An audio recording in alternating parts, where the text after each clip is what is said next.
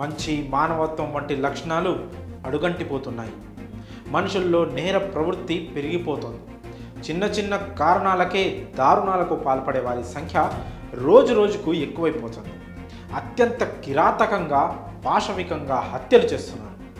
కొన్ని నేరాలు జరిగిన తీరు చూస్తే మనుషులు ఇంత రాక్షసంగా కూడా ఉంటారా అనిపించక మానదు.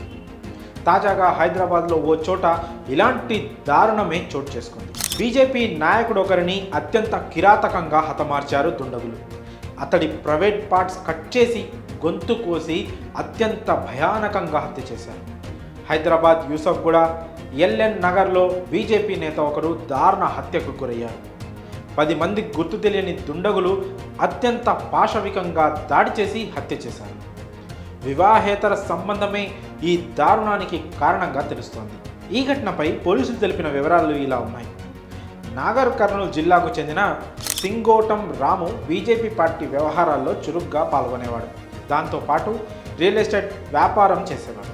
ఇక వ్యక్తిగత జీవితం విషయానికి వస్తే అతడికి భార్య, ఓ కుమార్తె ఉన్నారు. రాము భార్య, కుమార్తె స్వగ్రామంలో ఉంటుండగా అతడు మాత్రం యూసఫ్గూడ ఎల్ఎన్ నగర్లో అద్దెకుంటున్నాడు. అయితే బుధవారం రాత్రి 11 గంటల సమయంలో కొందరు గుర్తు తెలియని దుండగులు అతడు అద్దెకు ఉంటున్న నివాసం దగ్గరకు వచ్చి రాముపై దాడి చేశారు. అతడి ప్రైవేట్ పార్ట్స్ కట్ చేయడంతో పాటు గొంతు కోసి అత్యంత పాశవికంగా హత్య చేశారు.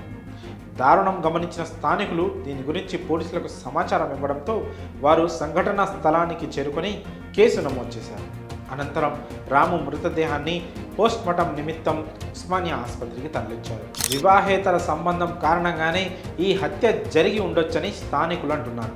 స్థానికంగా ఉండే ఓ మహిళతో రాముకు వివాహేతర సంబంధం ఉందని, అందువల్లే ఈ దారుణం చోటు చేసుకొని ఉండొచ్చని అంటున్నారు.